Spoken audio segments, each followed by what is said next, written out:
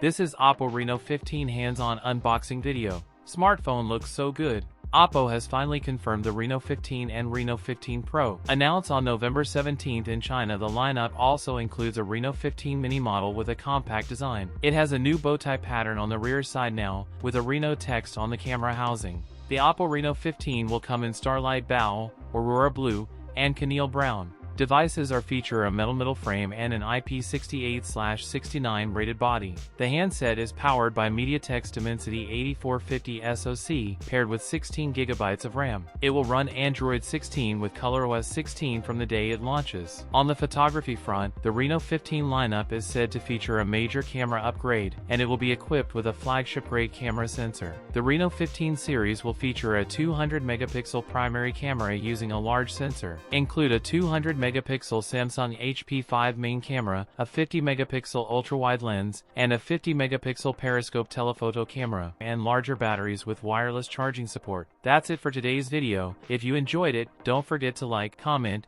and subscribe for more content. Thanks for watching, and I'll see you in the next one.